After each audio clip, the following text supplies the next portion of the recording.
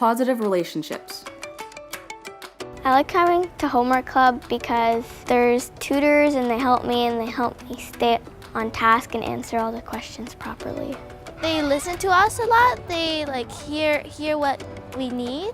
Usually they're so happy and welcoming to you, and it just makes you feel good.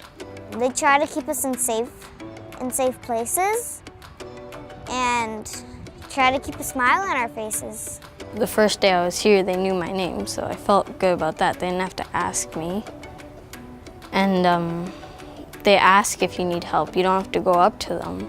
Like if we are really sad, we have a staff that we can confide in, and we have all our friends too we can talk to. We can talk to Sylvie, we can talk to Wendy.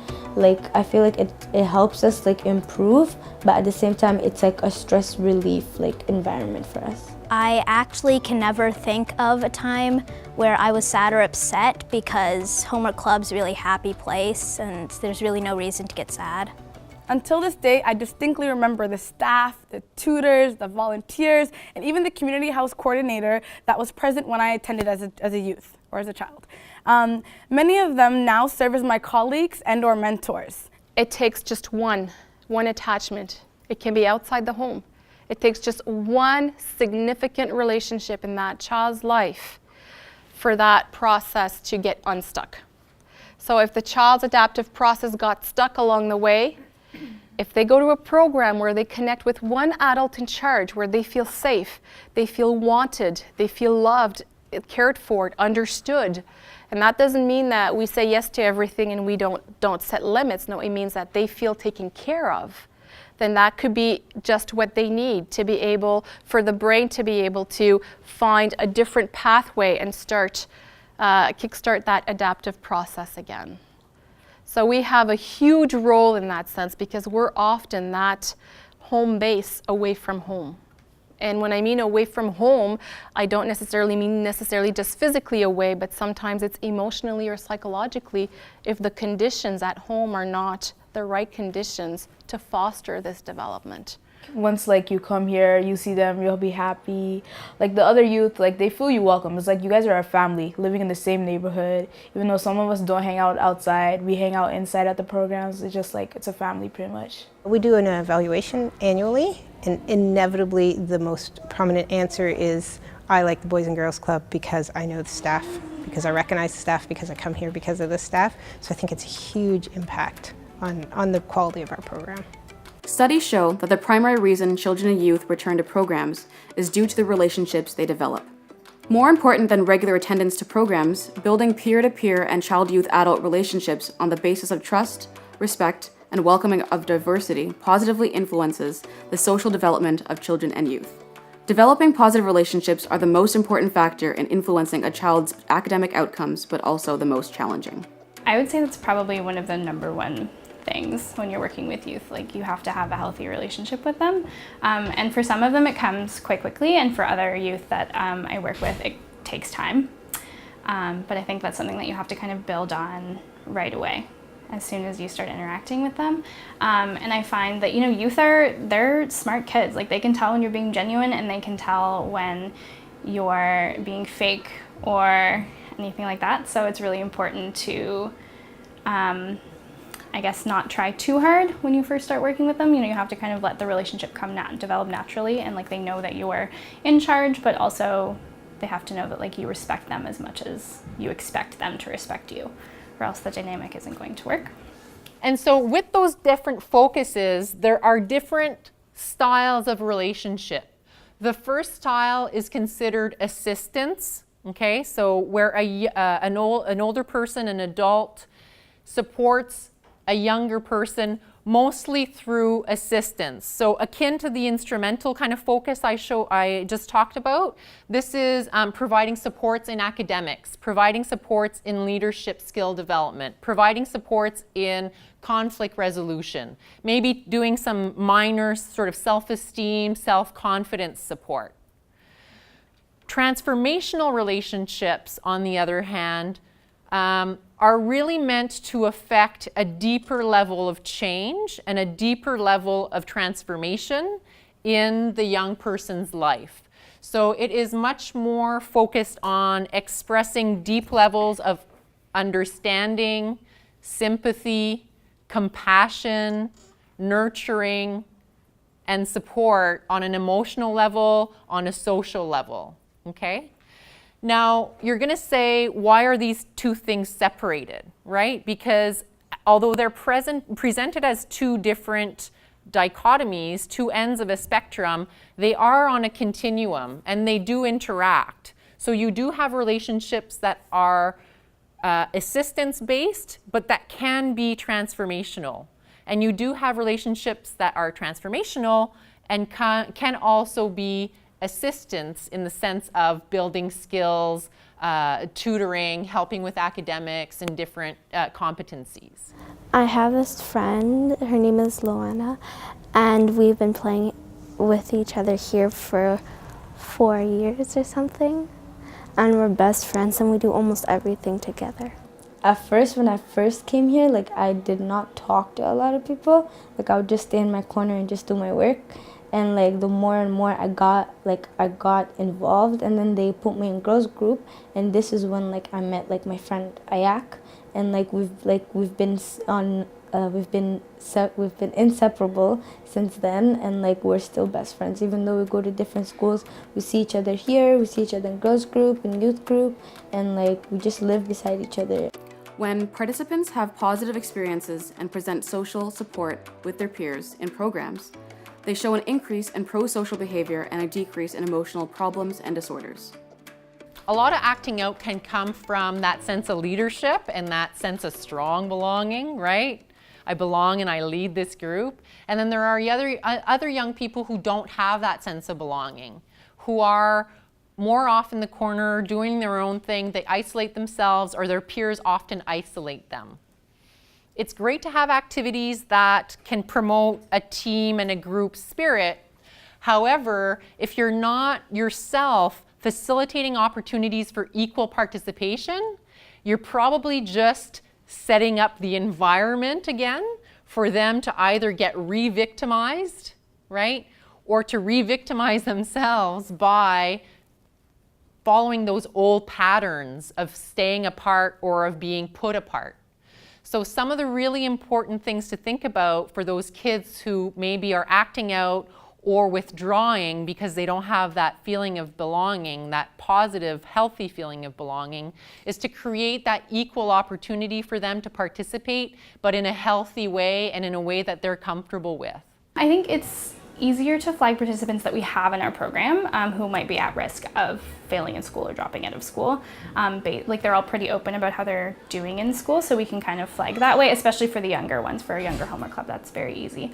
It's harder to kind of flag the participants that don't come to homework clubs, but that's where a lot of outreach has to happen. So especially now that the weather's nicer, I'll kind of go down to the basketball court, or if I see kids kind of walking around outside, I'll be like, hey, like, I haven't met you before. I know you're not in my homework club, but I've heard your name. I know who you go to school with. You know, why don't you pop in and see the programs? And I mean, typically they're not too stoked to be coming to homework club. Like they don't want to come and do their homework, but we also introduce them to our other programs. So girls or guys groups, where we don't just do life skills. We have like movie nights and we cook and we do different sports nights. So we kind of integrate them into programs that way.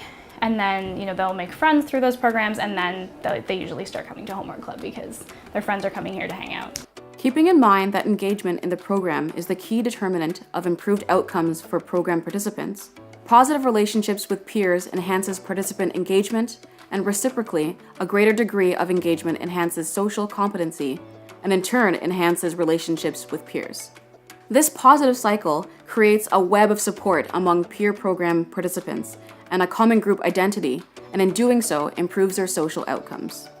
Those young people who have a lot going on in their little lives, who have many different dynamics, whether that's at home, in their community, in their family, that causes a lot of stress and puts a lot of pressure on their everyday interactions, okay?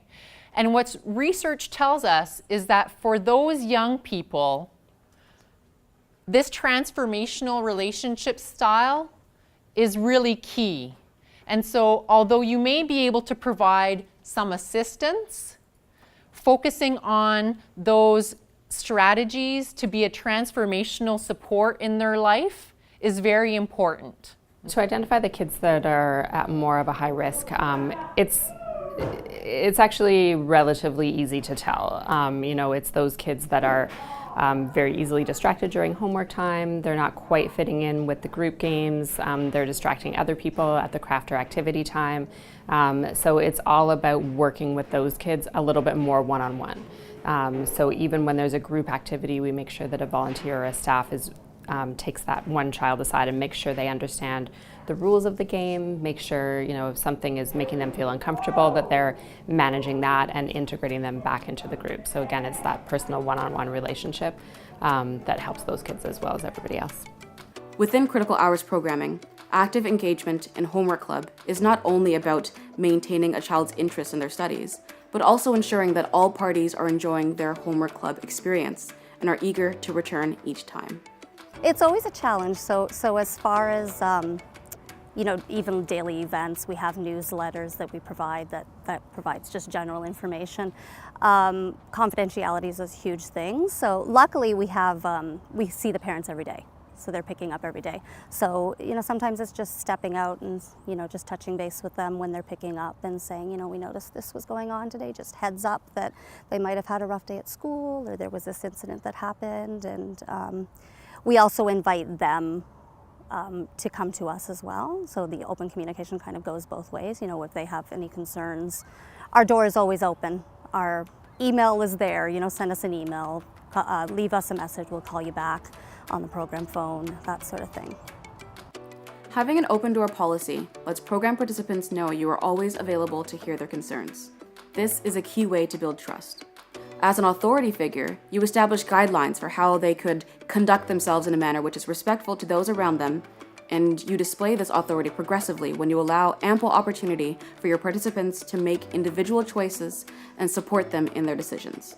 The final gem I'll give you here before we go is about respecting choices. This comes back to the drama triangle. This is one of the simple things that I've learned in my career that helps me to stay in a better place, is that as much as you want to help people, as much as you offer guidance and support, we don't own the choices that other people make, and we don't own the outcomes for them, right? Sometimes we feel so much pressure for a certain outcome for somebody, but they're the master of their destiny, and we're the coaches along the way and the people who guide and support and cheer.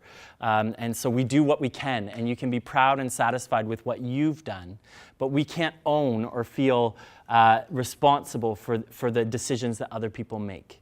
We help, and that kind of helps to remove some of the weight and burden when you see people making choices that maybe at this time in their life aren't healthy from your perspective, but maybe they're problem solving in a way that's going to develop a lot of strength in the future.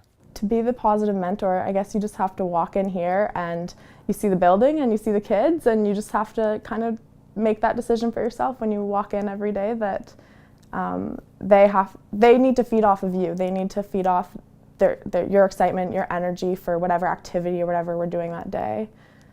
I guess just get up and decide to smile and be happy and come to work and do the same for the kids.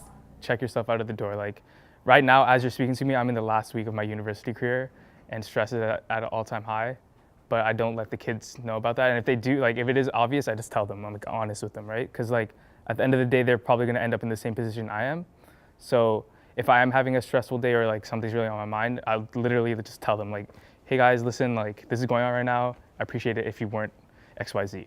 And then if you're honest with them, honestly, almost 100% of the time they listen to you because they can relate because they know that you're a human too, right? So not all kids have zero sympathy. That's what I let them know. I really wish people would know that the Y isn't just a place where you drop your kid off and they kind of play with Lego or read a book for an hour. It's basically building the relationship with the kid and the counselor, playing outside with them. We don't just watch them play outside, we play with them.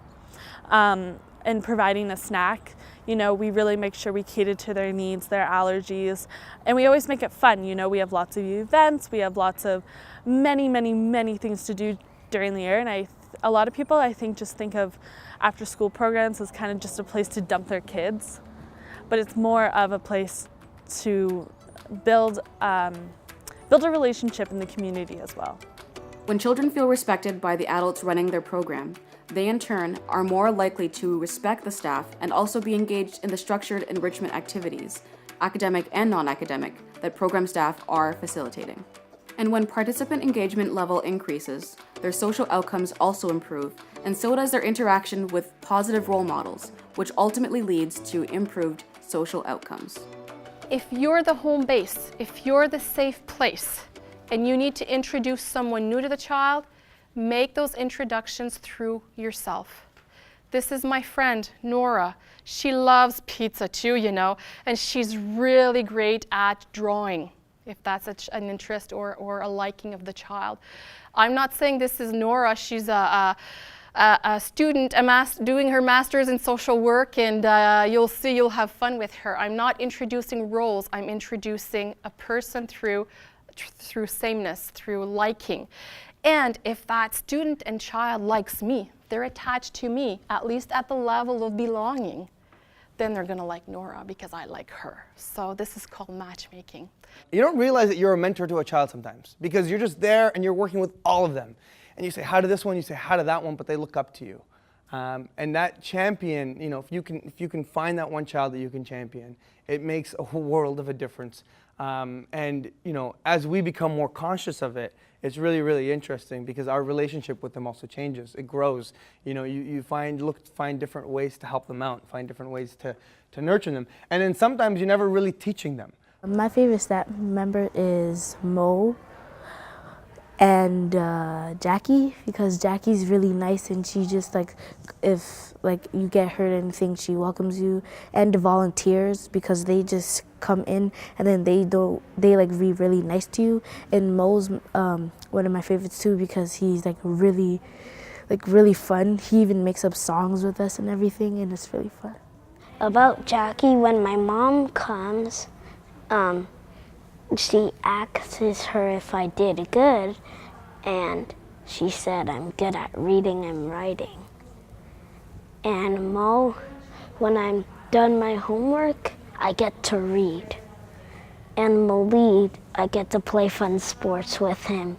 As for just being a role model and kind of making the kids, if the kids look up to us, showing a positive and kind of someone we'd want to see in the community, I just act how I would like to be seen in the community. So if I obviously want to be seen as a positive aspect in the community, I don't want to be seen as a problem. So if I can be seen as a problem solver, as someone positive who promotes positivity and tries to always look at the bright side of things, see the silver lining, if the kids look up to that, I'm happy with that. I don't need them to go out and change the world. If they just promote positivity and really kind of be nice with everyone, and they see that in me, I think that's what I'd be overjoyed if they would do that. So I try and act like that, and I really engage with them and try and make them feel that way in hopes that it kind of rubs off on them a little. As a frontline critical hours worker, you are not the participant's parent, nor are you their friend. You are their mentor and role model, meant to serve as an example of how to learn and grow in a healthy manner. You are a provider of the safe space that encourages them to feel comfortable expressing themselves. I guess it's simple encouragement that they give you, like, we're doing this will be very educational for you, you'll benefit from it, you can grow certain leadership skills that'll be helpful in not only at the Boys and Girls Club, but outside of your life or at your job. You can gain certain experience that you can put on your resume. So it's like all those little details that they put into in helping you join a program that can turn around and be like, oh, this will be useful to me, I will go because I really want it. It's not like I'm being forced to do it, it's because I want it. I would say I would like to be a doctor, a scientist, or a teacher. Because my French teacher recommended me to be a teacher. And a doctor because it's well paid. And it's a pretty good job because when you've healed someone, you feel good about it. I have lots of dreams. They already know that. I'm crazy off the roof with my dreams. I would love to be a gymnast when I get older. I like to come back, visit the neighborhood, and just see the kids. Possibly own this whole entire place. I would love to do that. Or the biggest thing they think I'm crazy about, I said I want to become, that's what they call Prime Minister of Canada. I just said I want to do that for fun. Yeah.